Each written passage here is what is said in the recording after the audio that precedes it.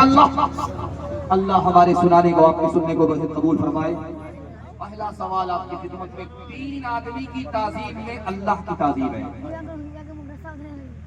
जो आदमी नेकी करते करते बूढ़ा हो गया, नाफरमानी से बचते बचते बूढ़ा हो गया, उसका एहतराम अल्लाह का एहतराम है। सुभान।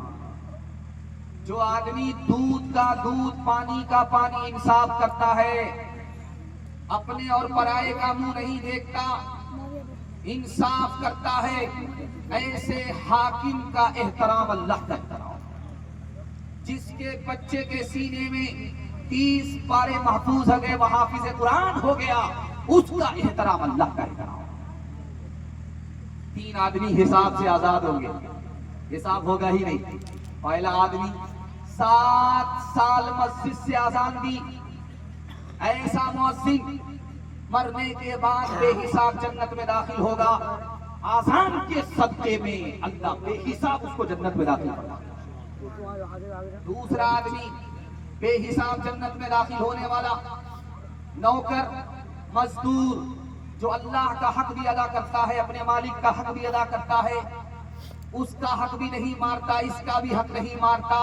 ऐसा मजदूर, ऐसा जवान, ऐसा काम करने वाला, अल्लाह उसको इंसाफ के नतीजे में बेहिसाब जन्नत में दाखिल फरमाए।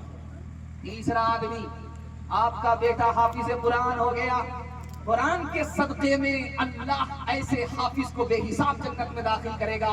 वो जन्नत में दाखिल भी होगा, अपने खानदान के 10 आदमी को जन्नत में दाखिल कराएगा भी। सुभान। हदीस में है कि 3 बातें अपने बच्चों को सिखाओ।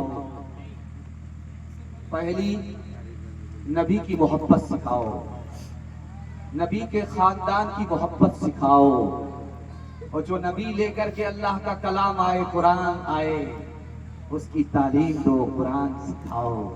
मैं दुआ करता हूं आपके बच्चों के वास्ते, अल्लाह हमारे बच्चों को डॉक्टर बाद में बनाए, पहले कुरान की तालीम से मुसलमान बनाए। ये बगल में रेलवे स्टेशन है कटिहार, बच्चा जा रहा था लंदन पढ़ने के लिए, खानदान के लोग उसको छोड़ने के लिए गए। जब रेलवे स्टेशन पहुंचे तो बच्चा सलाम करता है अपने खानदान के लोगों को कि मैं बैरिस्टर बनने के लिए जा रहा हूं लंदन, वहां से वापिस आऊंगा। बच्चा चला गया। जब वापिस आ रहा था, इधर से लोग फूल माला लेकर के स्टेशन में गए कि मेरा बच्चा लंदन से बैरिस्टर बन करके आ रहा है, उसके गले में माला डाला जाएगा। जैसे ही बच्चा रेलवे स्टेशन में पहुंचा तो अपने बाप से ही पूछता है कि तुम कौन हो, मैंने तुमको पहचाना। अब उसके बाप के पांव से जमीन निकल गई कि मेरा बेटा हमी से पूछ रहा है कि तुम कौन हो, मैंने तुमको पहचाना है। तो बाप बूढ़ा जरूर था लेकिन बहुत सियाना था। उसने बच्चे से कहा, तुमने मुझको नहीं पहचाना, तेरी जो खाला है वो मेरी साली है, तेरी जो माँ है वो मेरी जोरू है। अब बताओ कि मैं कौन हूं और तुम कौन हो। स्कूल में कॉलेज में पढ़ा इन्हें, लेकिन आसार जमाना भी दिखाओ इन्हें, लेकिन आसार जमाना भी दिखाओ इन्हें, लेकिन बच्चों को अपने दिल से हरगिज़ न हटाओ। हर घर में कोई हाफिज कुरान बनाओ, हर घर में कोई हाफिज कुरान बनाओ।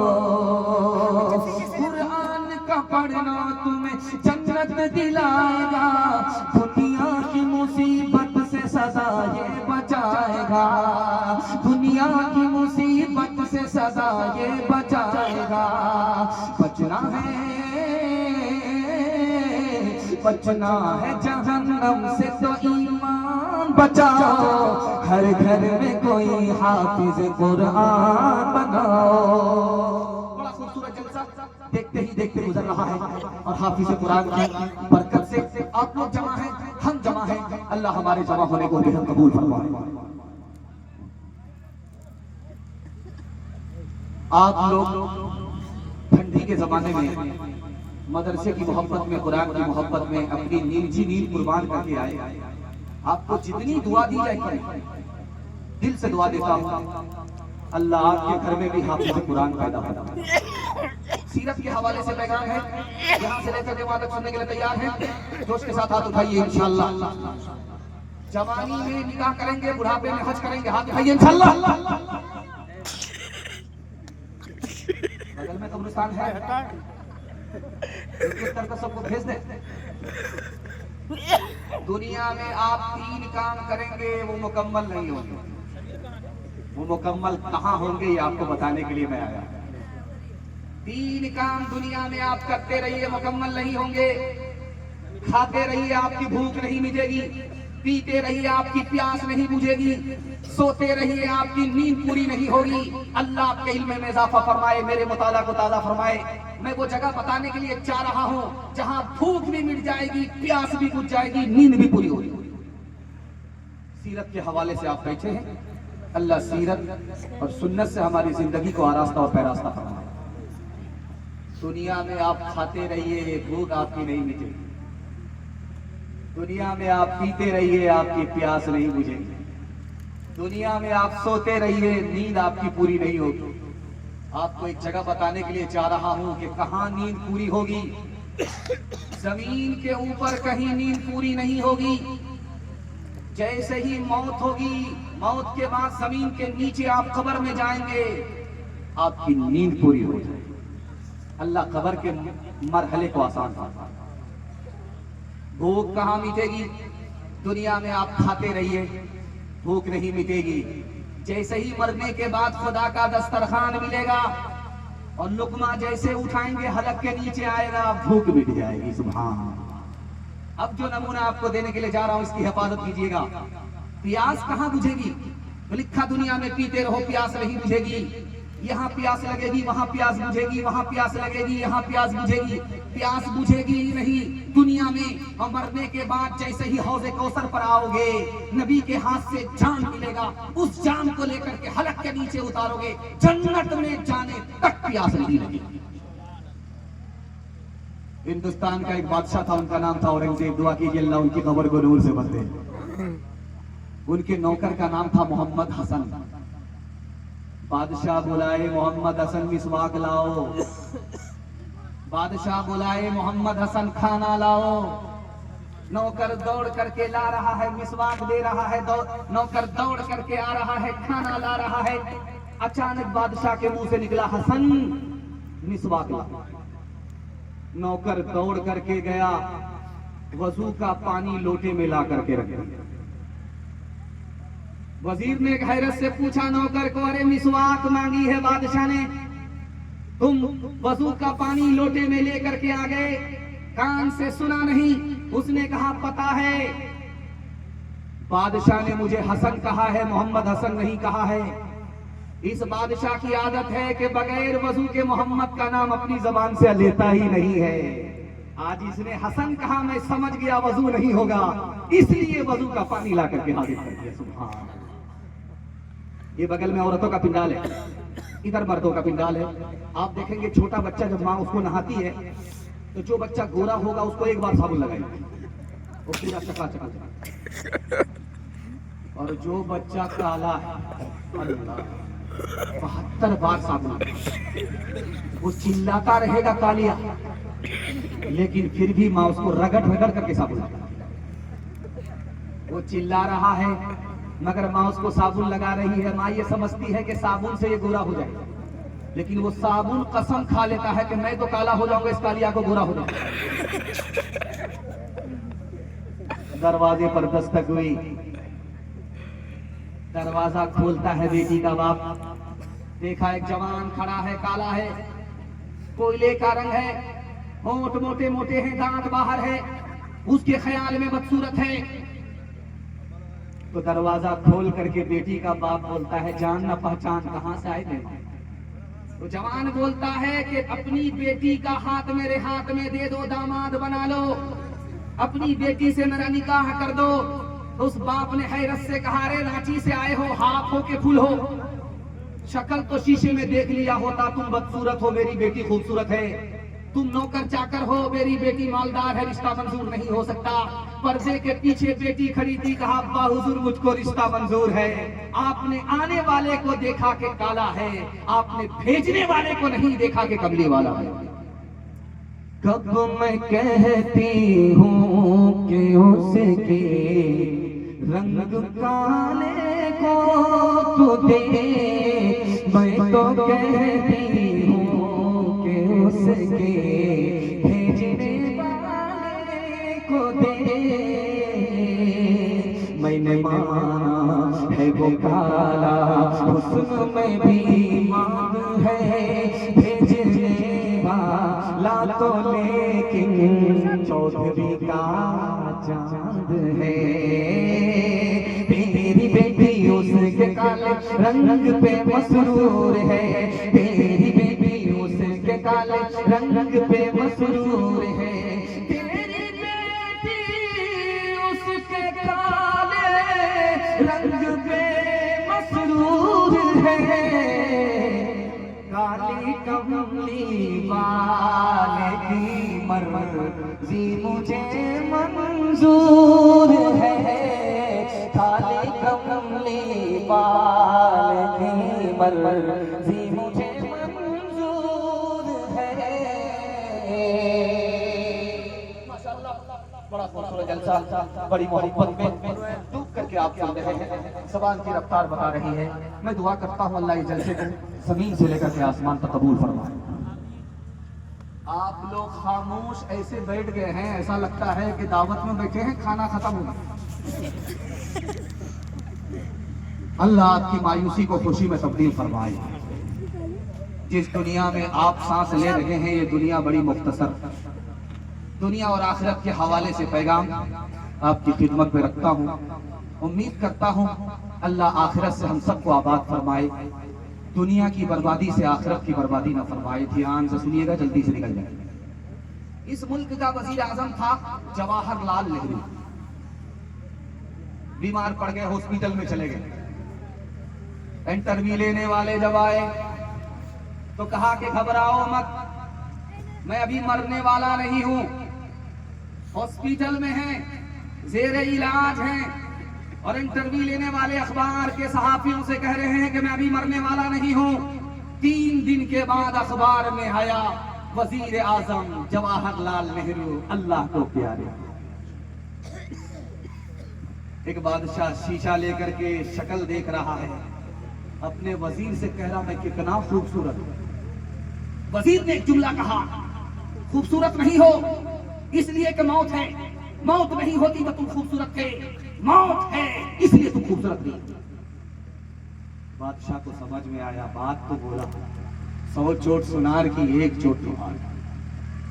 बादशाह ने महल तामीर करा करके अपने वजीर से कहा, बताओ कितना खूबसूरत महल है। वजीर ने कहा, हुजूर हर महल के अंदर, मकान के अंदर 2 ऐब है। कहा, अरे इतना पैसा लगा दिया, करोड़ों रुपया लग गया और तुम कहते हो मकान के अंदर ऐब है, कौन सा ऐब है? कहा 2 ऐब है, लिख लो, नोट कर लो। ये मकान जितना पुराना होगा उतना कमजोर होगा, बदसूरत होगा, और अगर नेपाल का जलजला आया तो मकान तुमको छोड़ देगा। अगर तुम्हारा चालान कट गया तो तुम मकान को छोड़ दोगे। कितना ही पैसा मकान में लगा लो, मगर 2 ऐब है। डॉक्टर के पास, यहाँ कटिहार मेडिकल कॉलेज है, यहाँ से लोग ट्रेन भर भर करके जाते हैं इलाज के लिए। और कटिहार मेडिकल कॉलेज में इतना सस्ता इलाज होता है कि ऐसा लगता है कि सरकारी इलाज है। अल्लाह इस कॉलेज को सलामत रखे और हमारे बीमारों को शिफा की दौलत से मालामाल। बीमार गया डॉक्टर के पास, बोला, डॉक्टर साहब बगैर फीस के मेरा इलाज कर दो, मैं गरीब आदमी हूँ, फीस माफ कर दो, मेरा इलाज कर दो। डॉक्टर बोला कि बात ठीक है, अगर सबका इलाज हम इसी तरह करेंगे तो हमारी रोजी रोटी का मसला कैसे हल? तो आदमी हाथ जोड़ करके बोला, भाई साहब आप मेरे काम आ जाओ, मैं भी कभी आपके काम आऊंगा। वो हैरत से पूछा कि तुम कौन सा काम करते हो? असल काम तो मैं करता हूँ। जब मस्जिद के माइक से जनाजे का ऐलान होता है तो सब काम मैं ही करता, कब्र भी मैं ही बनाता, कफन भी मैं ही पहनाता। वो बोला भाई साहब असल काम के तो आदमी तुम ही, और मुझको भी मरना, मैं तुम्हारा इलाज किया, तुम्हारे खानदान का इलाज मैं फ्री में करूंगा इंशाअल्लाह। हमने माना अजल आएगी एक दिन, हमने माना अजल आएगी एक दिन, क्या पता है कहाँ रूह परवाज हो, हमने माना अजल आएगी एक दिन, हमने माना अजल आएगी एक दिन, क्या पता है कहाँ रूह परवाज हो, दफन होगा मुक़द्दर में हो जाएगा, दफन होगा मुक़द्दर में हो जाएगा, वरना तुर्बत का कोई भरोसा नहीं, दफन होगा मुक़द्दर में हो जाएगा। बहुत दूर तक मजमा है और जिंदा मजमा है और सुन रहा है, सुनने का हक अदा कर रहा है। आप लोग इतना सट सट करके बैठे हैं कि मुझे खुशी है कि आपको झाड़ा नहीं लगेगा। बहुत सट सट करके आप बैठे हुए, आपको झाड़ा नहीं लगेगा, लेकिन मुझको डर लगता है कि इतना सट करके आप लोग बैठे हैं, किसी का हाथ किसी की जेब में गया तो पूरी जेब खाली। जरा ध्यान रखिए, हलाल और हराम के हवाले से आपकी खिदमत में पैगाम रखता हूँ, मसनद रसूल पर बैठ करके गारंटी देता हूँ कि हलाल कमा करके सिर्फ 1 साल दिखाइए, हिसाब से खर्च करके 1 साल दिखाइए, हाथ में भी पैसा होगा, जेब में भी पैसा होगा, घर में भी पैसा होगा, जरूरत खत्म हो जाएगी, पैसा खत्म नहीं होगा। हलाल कमाएंगे, हिसाब से खर्च करेंगे, एक बार बेदारी का सबूत दीजिए इंशाअल्लाह, घबराना नहीं है, साथ खून माफ है। मैं भी आपकी जगह होता, अचानक सवाल होता, मैं भी फंस जाता, घबराना नहीं।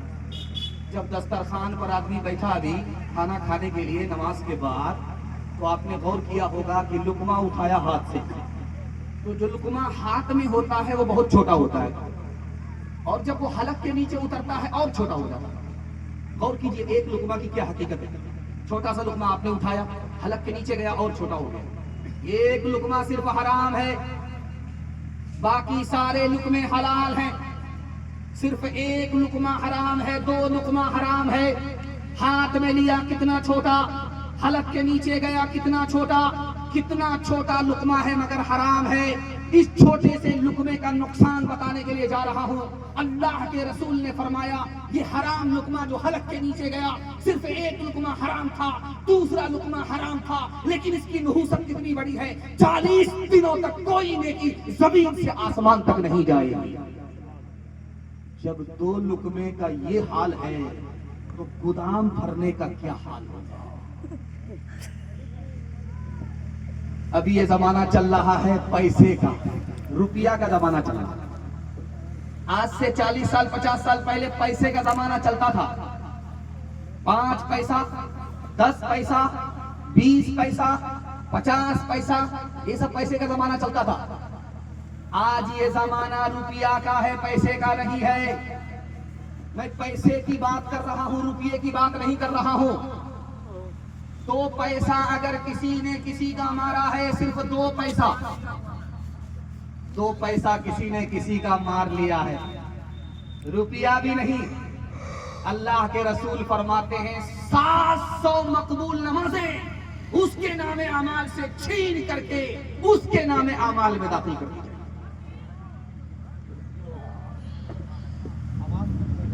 आवाज नहीं जा रही।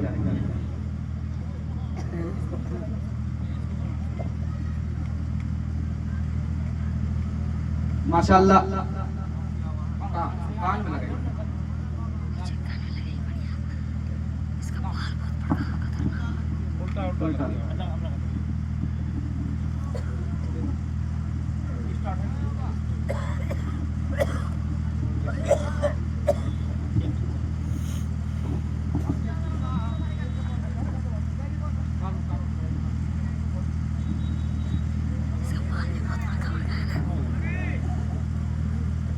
आप बताइए, पैसे का जमाना,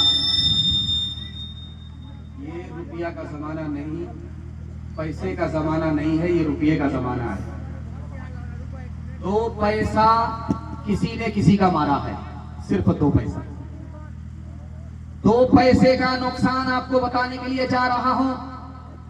अल्लाह के रसूल की ज़बानी नुकसान बता रहा हूं। 2 पैसा किसी का मारा है, कितना बड़ा नुकसान। 700 मकबूल नमाजें इसके बदले छीन ली जाएंगी। और जो रुपये का रुपया, हजारों का हजारों, करोड़ों का करोड़ों मार रहा है, उसका कितना बड़ा नुकसान होगा। आखिरी नमूना रखता हूं। अल्लाह के रसूल फरमाते हैं, इस दुनिया में किसी को भी एक मर्तबा जिंदगी मिलती है, एक ही मर्तबा मरता है, एक मर्तबा ही पैदा होता है, एक मर्तबा ही जिंदा होता है, एक मर्तबा ही मरता है। लेकिन मान लो अल्लाह के रसूल फरमाते हैं 70 मर्तबा कोई पैदा हो जाए मुमकिन नहीं है। मान लो 70 मर्तबा पैदा हुआ और जब राह खुदा में जान देने की बारी आई तो सर कटा गया, शहीद हुआ, शहादत में नाम लिख गया। 70 मर्तबा राह खुदा में उसने जान दी, गर्दन कटाई, लेकिन अल्लाह के रसूल फरमाते हराम खाता था, हराम खाता था, कमाता था। 70 मर्तबा गर्दन कटाने के बाद भी हराम का गुनाह माफ नहीं होता। ये बैरिया है। यहां का आदमी 1 किलो दूध में 9 किलो पानी मिलाता था और सीधे कटिहार में जाकर के बेचता था। और खरीदने वाले कहते थे कि अरे यार दूध में पानी है, तो वो कसम खा करके कहता था कि दूध में पानी नहीं है, पानी में दूध है। 99 दिन चोर के 1 दिन कोतवाल का। दूध बेच करके आ रहा था, साइकिल से बटुए में पैसा था, पेशाब पाखाने की हाजत से साइकिल को रखा, बटुए को रखा, तालाब के किनारे गया। वहां से जब हाजत पूरी करके वापिस आया तो देखता है आंख बंद डब्बा गायब, साइकिल तो है बटुआ ही गायब। अब जो उसने ऊपर झांक करके देखा तो देखा कि बंदर बैठा हुआ है, उसके हाथ में बटुआ है, वो सिक्का निकाल करके देख रहा है कि असली है कि जाली। इसने हाथ जोड़ करके कहा महाराज तुम्हारे मतलब का सिक्का नहीं है, सिक्का वापिस दो, केला खिलाएंगे। बंदर की जो तवज्जो इधर उधर बटी, एक सिक्का हाथ से छूट करके पानी में गिरा, टभाक। बंदर को महसूस हुआ दिवाली का पटाखा छूट रहा। बंदर को समझ में आया कि ये सिक्का नहीं है, दिवाली का पटाखा। दूसरा सिक्का निकाल करके पानी में डाला, टभाक। जब ये हाथ जोड़ता है तो एक सिक्का इधर फेंकता है, फिर तीसरा सिक्का डाला पानी में, टभाक। मजा आ रहा है, दिवाली का पटाखा। वो इसी तरह पूरा बटुआ खाली कर दिया। ये कहता है महाराज आज समझ में आया कि दूध में पानी मिलाने का नुकसान क्या होता है। जो पानी का पैसा था वो पानी में गया, जो दूध का पैसा था वो ऊपर आ गया। क्यों तुमने लगाए हैं यहाँ जुल्म के डेरे, धन साथ न जाएगा, बने क्यों हो लुटेरे, बने क्यों हो लुटेरे। पीते हो गरीबों का लहू शाम सवेरे, शाम सवेरे। खुद पाप करो, खुद पाप करो, नाम हो शैतान का बदनाम। इंसान बनो, कर लो भलाई का कोई काम, दुनिया से चले जाओगे, रह जाएगा बस नाम। बड़ी तादाद में बड़े बूढ़े जवान सब बैठे हैं। मैं उनसे एक वादा लेना चाहता हूँ कि जो पैगाम इतनी दूर से आपको सुनाने के लिए मैं आया हूँ, अगर आपने उसकी हिफाजत कर दी तो शादी महंगी नहीं होगी, सस्ती हो जाएगी। यहाँ से लेकर के वहां से अब तक वादा कीजिए, अपनी शादी और अपने बेटे की शादी फ्री में करेंगे इंशाअल्लाह। खाली हाथ, कोई दिक्कत की बात नहीं। मैंने देख लिया है कि जिनकी शादी हो चुकी है उन लोगों ने भी हाथ उठाया। अगर वो दूसरी और तीसरी के चक्कर में है, बगल में उनकी बीवी है देख रही है, घर में बड़का डराम होगा, रातों रात उसी में फेंक करके सीधे कयामत होगा। ध्यान रखिएगा कि कहां हाथ उठाना है, कहां हाथ नहीं उठाना। दुनिया में सबसे आसान काम कौन था? निकाह। आज सबसे मुश्किल काम अगर दुनिया में कोई है तो निकाह। निकाह मुश्किल कैसे हो गया, इस राज को आपको बता रहा हूं। जब 2-4 आदमी बैठ करके निकाह करते थे, कोई खर्चा नहीं, तो 400-500 में निकाह हो गया तो घर की औरत घर से ताना मारती थी, ये शादी है कि जनाजा है, न डीजे है न गाजा है न बाजा है। औरतों ने ताना मारना शुरू किया, निकाह महंगा हुआ। आज इतना महंगा निकाह हो चुका है कि 3 लाख मुसलमान लड़की मुसलमान के घर से भागी, गैर के घर पहुंच गई, ईमान अलग गया, आबरू अलग। निकाह इतना आसान आपको सुनकर के हैरत होगी। काजी हो या ना हो निकाह हो जाए, खुतबा पढ़ा जाए या ना पढ़ा जाए फिर भी निकाह हो जाएगा। महर उधार हो या नकद हो फिर भी निकाह हो जाएगा। जुमा का दिन हो या ना हो निकाह हो जाएगा। 2 आदमी की मौजूदगी में लड़का बोल रहा है लड़की से मुझे कबूल, लड़की बोल रही है लड़का से मुझे कबूल। मियां बीवी राजी तो क्या करेगा काजी। मरने का वक्त है, बेटी ने पांव फैला दिया तो बाप कह रहा कि बेटी क्या, पापा अब मेरा आखिरी वक्त है, मैं दुनिया छोड़ करके जा रही हूँ, आमीन बोलो।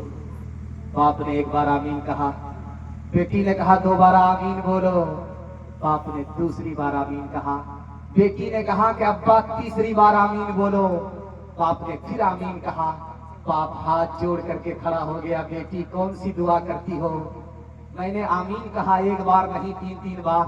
अब बेटी की फरियाद सुनिए, बेटी की दुआ सुनिए, कलेजा मुंह को आ जाए। उस लड़की ने कहा कि अब्बा मैंने कबूलियत की घड़ी में आखिरी वक्त में मैं दुनिया छोड़ करके जा रही हूँ, दुआ की है। वो दुआ ये की है कि मेरे परवरदिगार, मैं जवान थी, मेरे बाप ने मेरा निकाह नहीं किया, मैं बीमार पड़ गई फिर भी मेरे बाप ने मेरा निकाह नहीं किया, मैं अब दुनिया छोड़ करके जा रही हूँ, अब तो ये मौका ही नहीं है। मैंने ये दुआ की है कि मेरे अल्लाह, जिस तरह मेरे बाप ने मुझको निकाह से महरूम किया, तू अपनी जन्नत से मेरे बाप को महरूम कर। अपने सीना पर हाथ रख करके आपको पूछना चाहता हूँ, कौन बाप अपनी बेटी को निकाह से महरूम करता? गरीब बाप अपनी जवान बेटी का कैसे निकाह करे, जब निकाह आसान ही नहीं है, पैसे पर महंगा हो चुका है। उस बाप के पास अगर इंतजाम नहीं तो गुनहगार ये समाज है कि बाप है। हाथ उठाइए, वादा कीजिए फ्री में निकाह करेंगे इंशाअल्लाह, खुदा पर भरोसा करके निकाह करेंगे इंशाअल्लाह। बेटी में देंगे, बेटा में लेंगे, हाथ उठाइए इंशाअल्लाह। कितना सच है कितना झूठ है, कितना हक है कितनी लूट है, कितना हक है कितनी लूट है। रख सभी का लाज कुछ न बोल, क्या है ये समाज कुछ न बोल, क्या है ये समाज कुछ न बोल। खोल का ये बोल सिर्फ देख ले, ऐ दिल ज़बान खोल सिर्फ देख ले। जवानों तक मैं पहुंच गया, अपने जवानों को सिर्फ 2 पैगाम में दे करके जा रहा हूँ। अगर हमारे जवान इसकी हिफाजत कर लेते हैं तो मैं गारंटी दे करके जा रहा हूँ, अल्लाह हमारे एक जवान को मुकद्दर का सिकंदर बनाएगा। दुनिया पीछे होगी, हमारे जवान को दुनिया पीछे नहीं कर सकती। हमारे जवान यहाँ से लेकर के वहां तक सुनने के लिए तैयार, हाथ उठा दीजिए इंशाअल्लाह। बूढ़े लोग गलती से हाथ मत उठाइएगा, आप लोग जवान होने वाले नहीं है, सीधा जन्नत में जाकर के जवान होंगे। दूर से आपका जरूर निकाह होगा, लेकिन यहाँ कोई चांस नहीं। लेकर जाएंगे। एक जवान अल्लाह के रसूल से मुसाफा कर रहा है। अल्लाह के रसूल का हाथ मुलायम है, जवान का हाथ बहुत सख्त है। अल्लाह के रसूल ने हैरत से पूछा, जवान ये तुम्हारा हाथ है कि पत्थर है? हाथ नहीं मालूम होता, पत्थर मालूम होता है। जवान का दिल छोटा हो गया, वो सर झुका करके कहता है, या रसूल अल्लाह मैं गरीब आदमी हूँ, मेहनत मजदूरी करने के लिए मुझको पत्थर तोड़ना पड़ता है, हलाल कमाने के लिए बीवी बाल बच्चों के लिए कमाना पड़ता है, पत्थर तोड़ना पड़ता है। उस मौके से अल्लाह के रसूल ने कहा, ओ जवान तुम्हें अपने दिल छोटा करने की जरूरत नहीं है, तुम अपने बाल बच्चों के लिए, बाल बच्चों के लिए, बीवी के लिए हलाल कमाते हो, पत्थर तोड़ते हो, तुम अल्लाह के दोस्त हो। ये मेहनत मजदूरी इज्जत की चीज है, जिल्लत की चीज है। जवान आया मस्जिद में, नमाज पढ़ करके बैठ गया, मस्जिद से निकल ही नहीं रहा है। फिर दूसरी नमाज पढ़ करके बैठ गया, मस्जिद से निकल ही नहीं रहा है। फिर तीसरी नमाज पढ़ करके बैठ गया, मस्जिद से निकल ही नहीं रहा है। अल्लाह के रसूल ने पूछा कि ये जवान खाता कहां से है, कमाता कहां से है? ये तो मस्जिद में आ गया है, मस्जिद में नमाज पढ़ करके निकल ही नहीं रहा है। तो किसी सहाबी ने कहा, या रसूल अल्लाह, इसका भाई इसकी तरफ से कमा रहा है, ये उसकी खैरात खा करके मस्जिद में रुकू सजदा करता है और कुछ नहीं करता। अल्लाह के रसूल ने फरमाया, इसके भाई का रुतबा इससे बड़ा है। ये मस्जिद में रुकू सजदा करने के बाद भी उसके बराबर नहीं है। वो दीन दुनिया दोनों एक साथ कमा रहा है, ये सिर्फ दीन कमा रहा है। इसलिए जो मकाम उसका है, जो मर्तबा उसका है, उससे ये महरूम है। मस्जिद में सजदा भी कर रहा है, रुकू भी कर रहा है, सब कुछ कर रहा है। इस मजमे में 3 तरह के जवान जलसा सुनने के लिए आए, 3 तरह के जवान, और तीनों नाकाम है। आप तजर्बा कीजिए। एक जवान इसमें वो है जो हर वक्त क्रीम लगाता है, पाउडर लगाता है, काजल लगाता है, सिर्फ टिकली ही बाकी, रात दिन यही काम। मैं आपको लिख करके दे रहा हूं, ये तरक्की नहीं करेगा। बनाव सिंगार की आदत औरत को होती है, ये मर्द से औरत हो गया, इसको तरक्की नहीं। इसमें दूसरा जवान है जिसको तरक्की नहीं है, मैं लिख करके दे रहा हूं, जो हर वक्त खेल कूद में रहता है। कैरम बोर्ड में, कैरम बोर्ड से निकला क्रिकेट में, क्रिकेट से निकला लूडो में, हर वक्त खेल कूद में है। मैं लिख करके दे रहा हूं, ये तरक्की नहीं करेगा। क्यों? खेल कूद की आदत बच्चे को होती है, ये जवान से बच्चा हो गया, इसको तरक्की नहीं। इसमें एक तीसरा जवान है, वो कामयाब नहीं है, आप तजर्बा कर लीजिए। उसमें तीसरा जवान कौन है? जो हर वक्त खाता रहता है, उसका पेट है इंडिया गेट, न भरता है न फटता है, पेट ही आगे भाग रहा है, कमर ही पीछे भाग रही है। जब जमीन पर चलता है तो जमीन कांपने लगती है, महसूस होता है कि ये इंसान है कि हाथी चल रहा है। ये इंसान से जानवर हो गया, इसमें तरक्की नहीं। एक ही जवान इसमें मुकद्दर का सिकंदर है। इतने बड़े पिंडाल में वो कौन हीरा है, उसको बता रहा हूं। जो सोने से पहले प्लान बनाता है कि कौन सा काम मेरा अधूरा है, कौन सा काम मेरा बाकी है। सो करके जब उठता है वो प्लान पर चला जाता है। सोने से पहले प्लान बनाया, सो करके उठा, प्लान मुकम्मल किया। यही वो जवान है जो मिट्टी को सोना बना देता है, मुकद्दर का सिकंदर है। हाथ उठाइए, वादा कीजिए, मेहनत करेंगे, मेहनत से जी नहीं चुराएंगे, माँ बाप के लिए, खानदान के लिए, सबके लिए कमाएंगे। हाथ उठाइए इंशाअल्लाह। छोड़ते काम अधूरा नहीं हिम्मत वाले, काम पूरा नहीं करते कभी राहत वाले, काम पूरा नहीं करते कभी राहत वाले। बस ले जाते हैं जो लोग हैं मेहनत वाले, बस ले जाते हैं जो लोग हैं मेहनत वाले। हार जाते हैं सदा सुस्तियों गफलत वाले। पहले तुम काम करो बाद में आराम करो, पहले तुम काम करो बाद में आराम करो। ये कटिहार है और कटिहार का इकलौता जिला है बिहार का ये। उसके बाद बगल में मालदा है, बंगाल शुरू हो जाता है। लेकिन यहाँ पर होता क्या है, पर्दे के पीछे इधर से शराब आती है और उधर के लोग पीते हैं। बिहार में शराब बंद है, सप्लाई बंगाल से है। जब हम लोग गाड़ी से गुजरते हैं तो पुलिस वाले कहते हैं कागज चेक मत कराइए, डिग्गी चेक कराइए। हम लोग बोलते हैं भाई डिग्गी क्यों चेक करो, कागज चेक करो। कहा कि शराब जो जाती है वो डिग्गी ही में बंद हो सकती है। तो भाई यहां से शराब कहां जाती है? बिहार के लोग पीते हैं, बंगाल के लोग पिलाते हैं। एक जवान बैठा हुआ था चाय की दुकान में, उससे किसी ने पूछा, अरे तुम मुसलमान हो, दारू पीते हो? कहा हाँ पीते। कहा पीना सही है? कहा सही भी है गलत भी। कहा कि वो कैसे? कोई अगर पिलाए तो सही है, किसी को पिलाना पड़े तो गलत है। याद रखिए, दारू कयामत तक के लिए हराम है। पीना जिस तरह गुनाह है, पिलाना भी गुनाह है। पिलाना भी उतना ही गुनाह है, पीना ही उतना गुनाह है। अगर कोई इसको हलाल समझ करके पी ले तो जैसे ही शराब अंदर जाती है सीने से ईमान रुक सकता है। इसलिए मैं हाथ जोड़ करके आपसे एक वादा लेना चाहता हूं, आप सिर्फ दारू छोड़ दीजिए।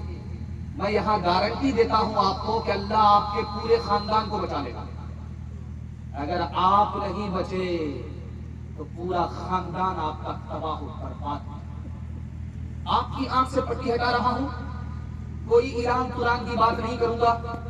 आप यहां से जाइएगा, घर में तजर्बा करके देखिएगा कि इसने जो बात कही वो सही है कि गलत है, तजर्बे में खरी है कि खोटी है।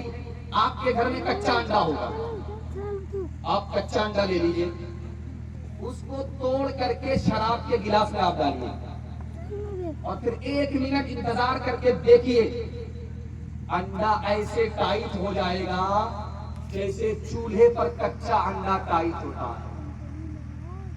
अब आपसे दिल पर हाथ रख करके एक बात मैं पूछना चाहता हूं कि भाई चूल्हे में तो आग है इसलिए अंडा टाइट हो गया, शराब में तो पानी है उसमें तो आग है नहीं, अंडा टाइट कैसे हुआ? तो मैं आपको राज बता रहा हूं, जो आग चूल्हे में नहीं है उससे बड़ी आग शराब के अंदर है। जब हलक के नीचे शराब आएगी तो अकली को उसी तरह टाइट करता है। अभी आपने धान निकाल लिया है, मकई की फसल करने जा रहे हैं आप। जब मकई में कीड़ा लगता है तो आप कटिहार से दवाई लेकर के आते हैं, उस दवाई को पानी के साथ आप घोलते हैं, पीठ पर मशीन होती है उससे आप स्प्रे करते हैं, कीड़ा मर जाता है। आप कल तजर्बा कर लीजिए, 1 बूंद शराब की उस मशीन में डालिए, 99 बूंद पानी डालिए, 99 कतरा पानी, 1 कतरा शराब, 1 कतरा शराब को 99 कतरा पानी से मिलाइए। जब आपने मिला दिया, उसी मशीन से फूल पर 10 रोज स्प्रे कीजिए, आप फूल मुरझा जाएगा। 1 बूंद शराब का नुकसान देखिए, 99 बूंद पानी से मिला हुआ, 1 बूंद आपने मिलाया, 10 रोज फूल पर स्प्रे किया, फूल मुरझा गया। से पट्टी हटा रहा हूं, जब गिलास की गिलास शराब अंदर जाएगी, अंदर के फूल का क्या हाल है? आखिरी नमूना आपकी खिदमत रखता हूं, पोल्ट्री का गोश्त आप खाते हैं, कच्चा गोश्त, 1 बोटी आप ले लीजिए, उसको पानी की बोतल में डालिए, 3 दिन के लिए छोड़ दीजिए। 1 गोश्त की बोटी, कच्ची बोटी, उसको लेकर के शराब की बोतल में डालिए, 3 दिन के लिए छोड़ दीजिए। 3 दिन के बाद देखिए, आपको पता चल जाएगा कि कौन सी बोटी का रंग बदला, कौन सी बोटी का रंग नहीं बदला। जो गोश्त की बोटी आपने पानी की बोतल में डाला है उसका रंग नहीं बदलेगा, 3 दिन पहले जैसा था वैसा ही होगा। और जिस गोश्त की बोटी को आपने शराब की बोतल के अंदर डाला है, 3 दिन के बाद देखिए चर्बी की तरफ पीली पड़ जाएगी। जब गिलास की गिलास शराब अंदर जाएगी तो अकली का क्या हाल करेगा? हाथ उठाइए, वादा कीजिए, यहां से लेकर के वहां तक खुद भी बचेंगे, दूसरे को भी शराब से बचाएंगे इंशाअल्लाह। जवानी में पकड़ा है, बुढ़ापे में छोड़ देंगे, हाथ उठाइए इंशाअल्लाह।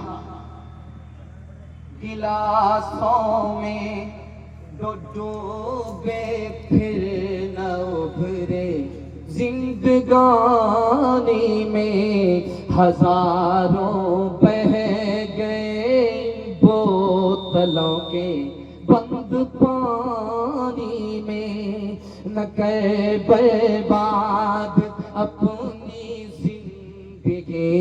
बोतल के दीवाने वो काटेगा बुढ़ापे में जो पोता है जवानी में, ये दारू का पियाला मौत का कड़वा पियाला है, ये दारू का पियाला मौत का कड़वा पियाला है, मिला है जहर शरबत में, छुपी है आग पानी में। आप लोग आंख फाड़ फाड़ करके मुझको इस तरह देख रहे हैं कि मुझको डर लगता है कि कहीं आपकी नजर न लग जाए, लेकिन मैं भी चालाक आदमी हूं, दम करके बैठा हूं। लगाइए कितनी नजर लगाते हैं। इत्तेहाद और इत्तिफाक के हवाले से एक पैगाम बाकी रह गया, उसके बाद औरतों के हवाले से मुझे 4 पैगाम देना है। 5 से 10 मिनट में मेरे हिस्से का जलसा मुकम्मल हो रहा है। यहाँ से लेकर के वहां तक आप लोग सुनने के लिए तैयार, जोश के साथ हाथ उठा दीजिए इंशाअल्लाह। जो लोग झाड़ फूक करते हैं उसके पास कुछ लोग आकर के कहते हैं ताबीज दीजिए, तो वो पूछता है कि ताबीज क्यों लेना चाहते हो? कहा मेरा बेटा जेल में है, जेल से छूट जाए ताबीज दे। उस पूछने वाले ने कहा तुम्हारा बेटा जेल कैसे गया?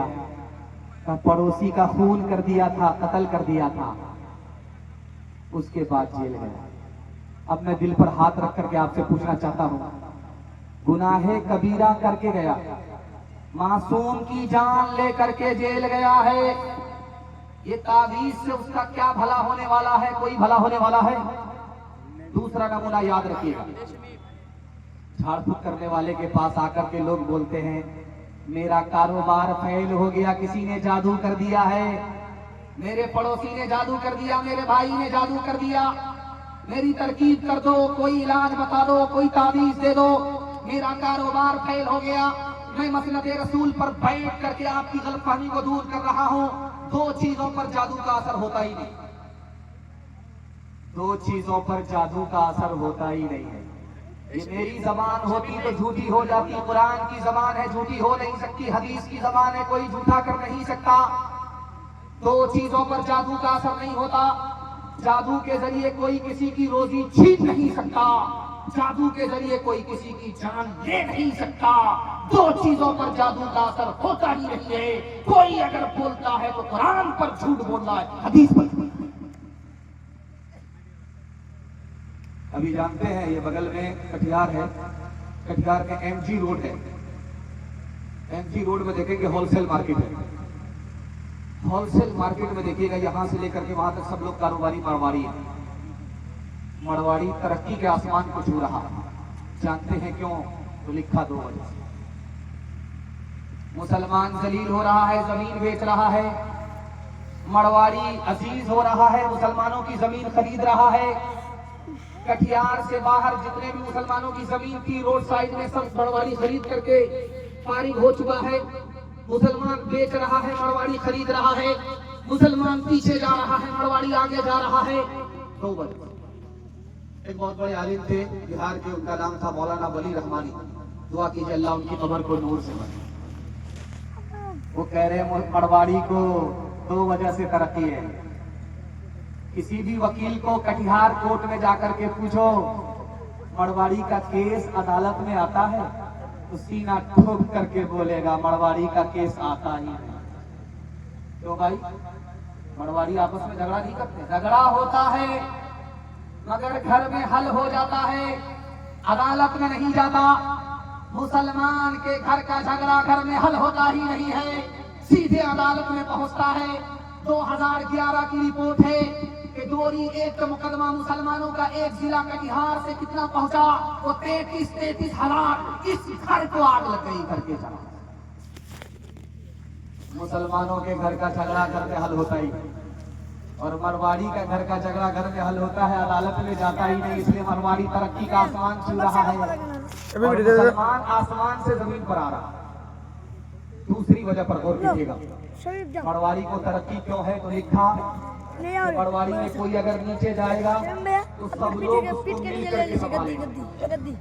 और एक मर्तबा नीचे गया, सबने संभाला, जिंदगी भर नीचे जा रहा है, सबने ऊपर उठाया। कोई पीछे जा रहा है तो उसको बराबर में कर रहा है, पैसे से मदद कर रहा है, पूंजी दे रहा है। लेकिन बदकिस्मती से अगर कोई मुसलमान घर में तरक्की कर रहा है तो उसके घर का आदमी टांग खींच करके उसको नीचे करता है, बेटा ऊपर जाने की जरूरत नहीं है, बराबर पर।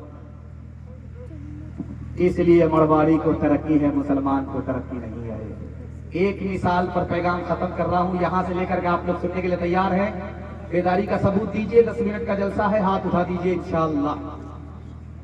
कलकत्ता में ऐलान हुआ, पटना में ऐलान हुआ, दिल्ली में ऐलान हुआ, अलविदा जुमा में क्या ऐलान हुआ, उसी ऐलान को सुनाता हूँ, पैगाम को खत्म कर रहा हूँ।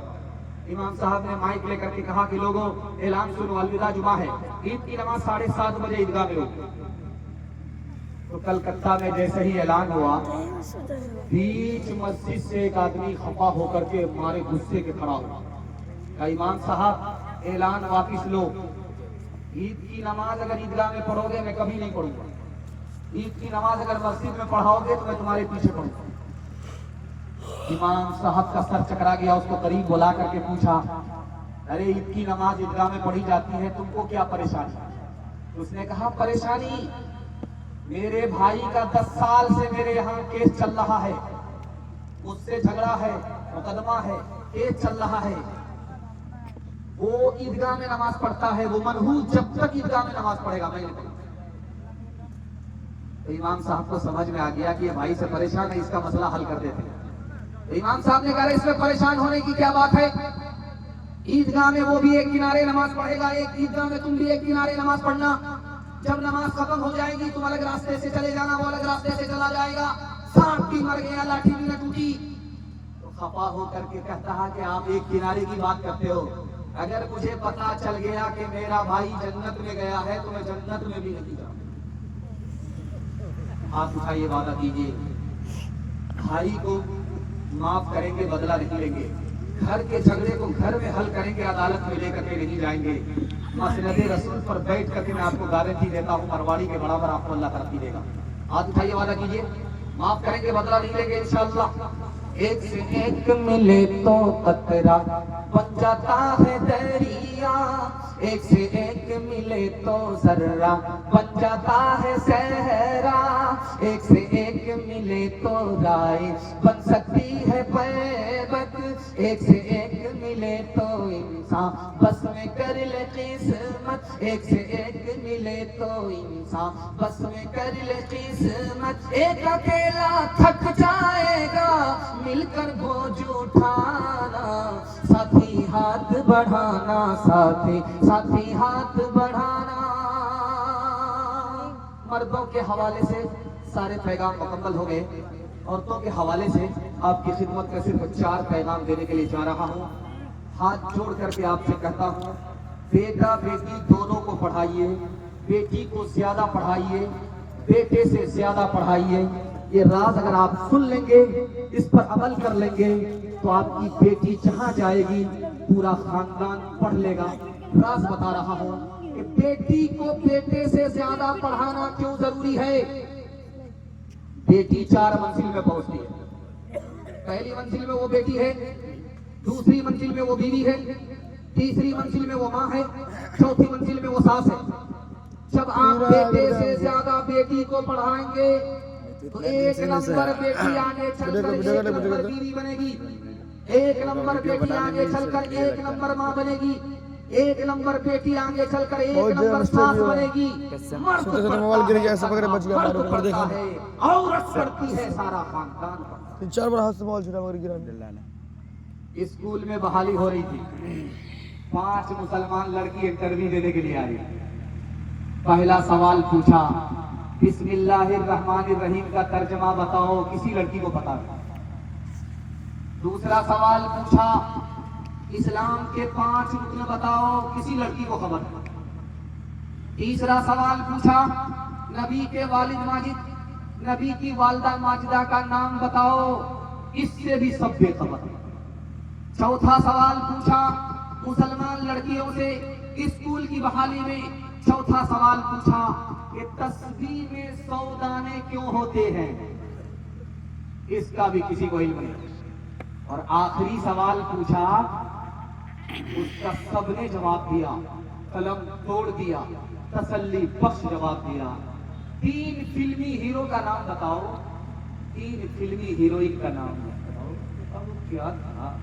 कलम तोड़ दिया, तसल्ली बख्श।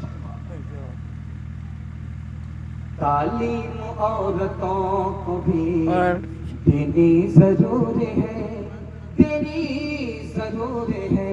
लड़की जो बेपढ़ी हो तो वो बेशोर है, बेशोर है। उसने मुआशरत में सरासर फतूर है, और इसमें वालिदैन का बेशक कसूर है, बेशक कसूर है। आप देख रहे हैं, आपका पिंडाल एक तरफ है, औरतों का पिंडाल एक तरफ है।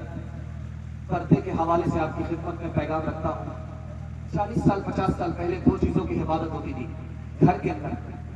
दौलत की हिफाजत घर के अंदर होती थी, ताला डाल करके रखा जाता था। औरत की हिफाजत घर के अंदर होती थी, उसके लिए बाजार मर्द जाता था। 2 चीजों की हिफाजत घर के अंदर होती थी। 40 साल के बाद जमाना बदल गया। घर की दौलत घर से निकल करके बैंक में पहुंच गई, घर की औरत घर से निकल करके बाजार में गई। आबरू अलग गई, ईमान अलग गया, जिम्मेदार कोई और नहीं, घर का बन गया।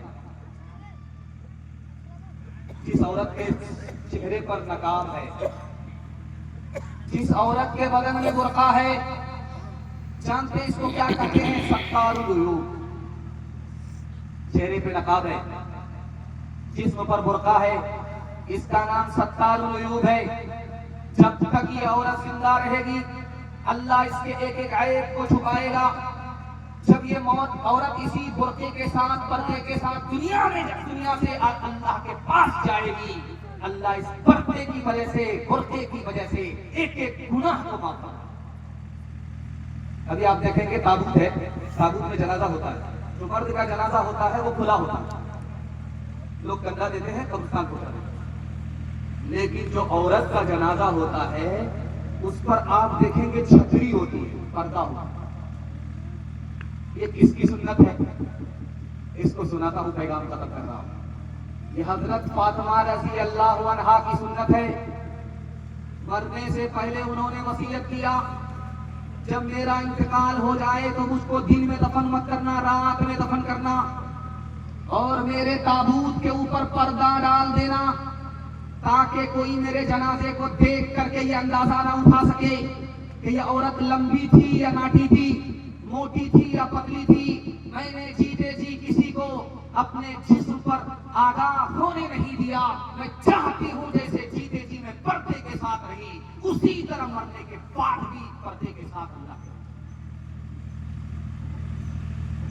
लड़की पीछे है, लड़का आगे है। लड़का आगे है, लड़की आगे है, लड़का पीछे है।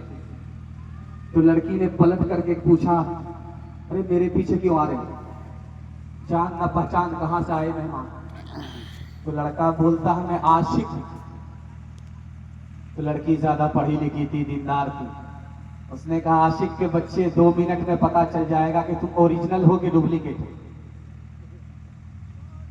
करे मेरे ऊपर क्या आशिक हो? मैं ज्यादा खूबसूरत नहीं हूं, मेरे पीछे जो मेरी बहन आ रही है वो मुझसे ज्यादा खूबसूरत है। आशिक होना है तो उस पर आशिक हो जाओ। अब लड़का इसको छोड़ करके उधर ताक झांक करने लगा।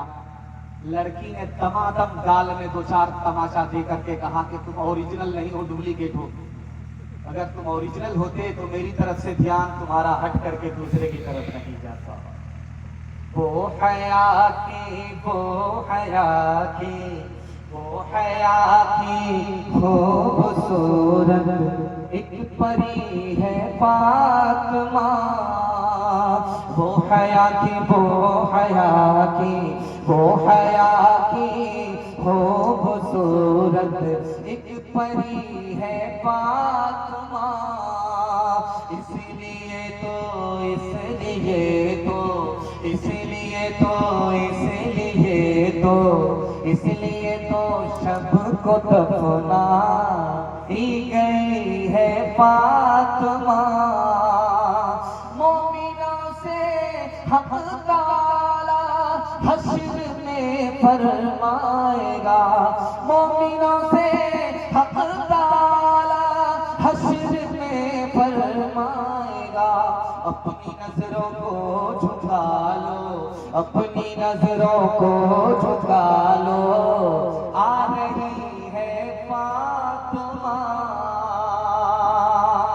आखिरी पैगाम औरतों के हवाले से सहमत तमाम, यहाँ से लेकर के वहां तक आप लोग सुनने के लिए तैयार हैं? अपनी औरत को अपने सर पर बिठाएंगे, हाथ उठा दीजिए इंशाअल्लाह। देखिए, जैसा आपका दाल चावल वैसा मेरा फातिमा। आप लोगों ने हाथ उठाया है कि औरत को सर पर बिठाएंगे। मैं आपको लिख करके दे रहा हूं, पहली फुर्सत में आपकी हुकूमत चली जाएगी, गलत मत कीजिएगा।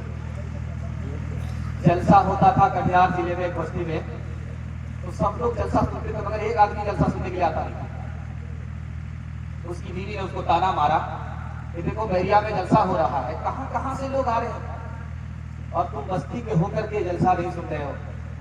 उस आदमी ने कहा कि मैं तुम्हारी गाली सुनता, जो सवाब गाली सुनने पर मिलता है वो जलसा सुनने पर मिलता है। एक पाकिस्तान के बहुत बड़े आलिम थे, इंतकाल कर गए, उनका नाम था अल्लामा शब्बीर अहमद उस्मानी।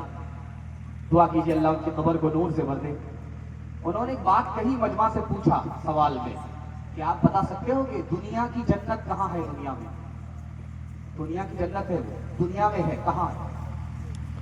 जब किसी ने जवाब नहीं दिया तो उन्होंने कहा दुनिया की जन्नत दुनिया में कहाँ है? सुन लो, जिस घर में मियाँ बीवी एक हो नेक हो, जिस घर में मियाँ बीवी एक हो नेक हो, वो दुनिया की जन्नत है। जो सुकून तुमको जन्नत में मिलेगा वो इस दुनिया की जन्नत में मिला करता है।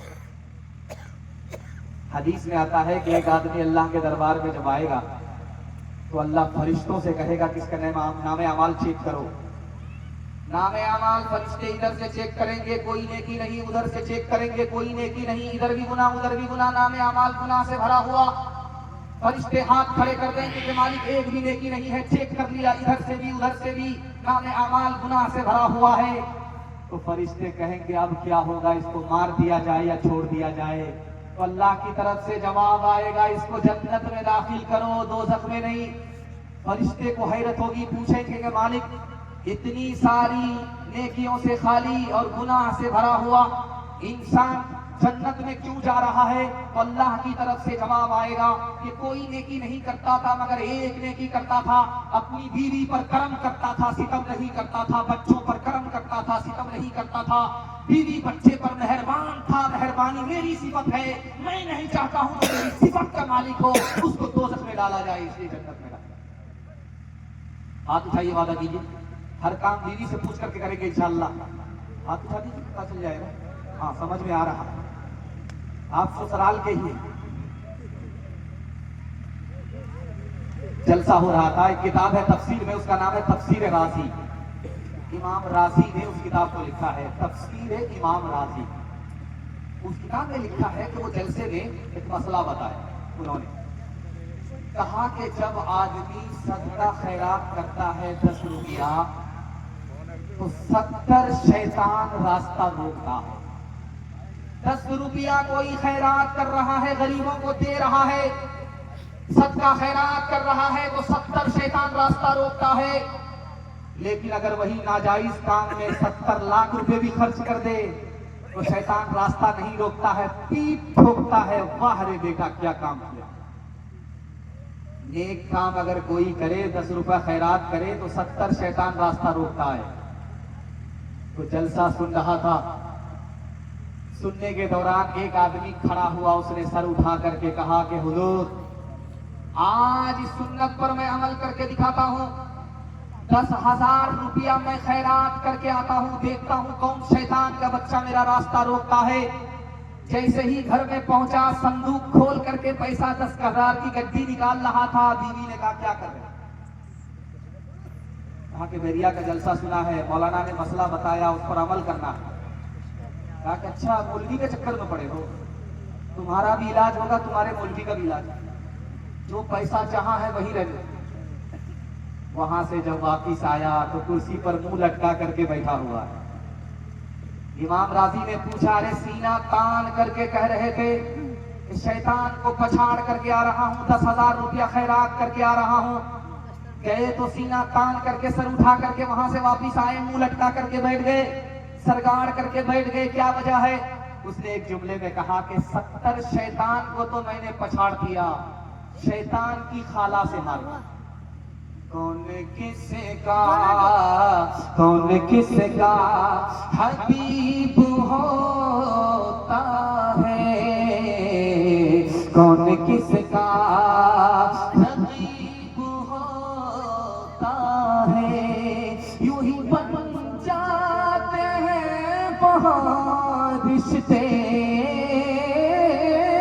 यूं ही बन जाते हैं बहुत रिश्ते, जहाँ जिसका नसीब होता है, जहाँ जिसका। मेरा निशाना मुकम्मल हो गया। मैं चाहता हूँ कि आपको जीते जी दुनिया में जन्नत का टिकट मिल जाए। अगर आपके माँ बाप जिंदा हैं तो खिदमत करके आपको जन्नत मिल जाए। माँ बाप आपके मर चुके हैं तो आपकी दुआ की बरकत से आपको माँ बाप को मग़फ़िरत मिल जाए। आखिरी पैगाम 1 मिनट का, यहाँ से लेकर के वहां तक सुनने के लिए तैयार हैं? एक बार हाथ उठा दीजिए इंशाअल्लाह। जब बीवी मर जाएगी तब माँ बाप की खूब खिदमत करेंगे। हाथ उठा दीजिए इंशाअल्लाह। बगल ही में है, अगर आपका हाथ देख लिया तो डरावने पैक कर दे। बूढ़ा पीछे चल रहा है, जवान आगे। अल्लाह के रसूल ने रास्ता रोक करके पूछा कि हो जवान, ये बूढ़ा जो तुम्हारे पीछे चल रहा कौन है? कहा मेरा बाप है। कहा सुभान अल्लाह। अगर ये तुम्हारा बाप है तो बाप से आगे मत चलना, अगर ये तुम्हारा बाप है तो बाप से पहले मत बैठना, अगर ये तुम्हारा बाप है बुढ़ापे और बीमारी की वजह से बिस्तर में पेशाब कर दे, कपड़े में पेशाब कर दे, तो उसके पेशाब को इस तरह धोना जैसे बचपन में मोहब्बत से तुम्हारा पेशाब धोया। एक जवान आकर के अल्लाह के रसूल की खिदमत में कहता है, या रसूल अल्लाह, मेरी माँ बहुत बददिमाग है। अल्लाह के रसूल ने हैरत से कहा, जब तुम्हारी माँ ने तुमको 9 महीने पेट में रखा उस वक्त बददिमाग रही थी? या रसूल अल्लाह, मैं सच कह रहा हूँ, मेरी माँ बददिमाग है। अल्लाह के रसूल ने कहा, रात रात भर जाग करके तुमको दूध पिलाया, उस वक्त बददिमाग नहीं थी? या रसूल अल्लाह, मैंने दूध का हक अदा करा। अल्लाह के रसूल ने हैरत से पूछा कि मैं नबी होकर के अपनी माँ के दूध का हक अदा नहीं कर सका, तो उम्मती होकर के कैसे हक अदा कर? उसने कहा, या रसूल अल्लाह, मैंने अपनी माँ को पीठ पर बिठाया, खाना काबा का तवाफ कराया, सफा मरवा की सही कराई, दूध का हक अदा हो गया। अल्लाह के रसूल ने उस मौके से कहा, हो खबर, जिस वक्त 9 महीने पूरे हुए थे उस वक्त तेरी माँ को ऐसा दर्द उठा था, 900 तलवार किसी जिंदा आदमी के ऊपर पड़े, वो जिंदा तड़पे, उससे भी ज्यादा दर्द तुम्हारी माँ ने उठाया। अभी तो उस दर्द का हक अदा नहीं हुआ, दूध के हक अदा करने की बात। माँ बैठी है एक कुर्सी पर, बेटा बैठा है एक कुर्सी पर। माँ ताना मार रही है बेटे को, बेटा ताना मार रहा है माँ को। माँ ने खिसिया करके कहा कि तू अगर मेरी नाफरमानी से बाज नहीं आता है तो मैं 32 धारे जो मैंने तुम्हें दूध पिलाया है मैं माफ नहीं करूँ। तो लड़का भी सीना तान करके कहता है, मुझे क्या फर्क पड़ता है, तूने मुझे डब्बे का दूध पिलाया है, अपना दूध नहीं पिलाया। हाथ उठाइए वाला कीजिए। माँ बाप से मुकाबला नहीं करेंगे, माँ बाप को माफ करेंगे, माँ बाप की खिदमत से जन्नत खरीदेंगे। हाथ उठा दीजिए इंशाअल्लाह। ओ जानने वाले जाओ ना, घर अपना छोड़ के माता बुला रही है, तुम्हें हाथ जोड़ के। नगरी तुम्हारी गलियां, तुम्हारी बस्तियां, इन सबको छोड़ कर अरे जाते हो तुम कहाँ? उजड़ी है लाख फिर भी है बस्ती तुम्हारी माँ। दुनिया में सुख न पाओगे दिल माँ का तोड़ के। ओ जाने वाले जाओ ना, घर अपना छोड़ के माता बुला रही है, तुम्हें हाथ जोड़ के। ठहरो पुकारती है तुम्हारी जमीन तुम्हें, कहता है आसमान है जीना यही तुम्हें। लौटाओ माँ की हाय लगे ना कहीं तुम्हें, रुक जाओ जा रहे हो कहाँ, पीठ मोड़ के माता बुला रही है तुम्हें हाथ जोड़ के। तीन बातें पर खड़े हो जाइए, जिंदगी भर के लिए जलसा कामयाब होगा। हाथ उठाइए, वादा कीजिए अल्लाह की इबादत करेंगे इंशाअल्लाह, रसूलुल्लाह की इताअत करेंगे इंशाअल्लाह, मखलूक की खिदमत करेंगे इंशाअल्लाह। न किताबों से नवाजों से नजर से पैदा, दीन होता है बुजुर्गों की नजर से पैदा। नहीं सीखा इन्होंने दीन न शेख के घर में, पले कॉलेज के चक्कर में, बड़े साहब के दफ्तर में, फिर खेत के चक्कर में तो रोटी भी गई, इतनी बड़ी शेख की ताक में तो छोटी भी गई, हमारी बात वाइस की, फिर बदलून के चक्कर में तो लंगोटी भी गई। आखिर दावाना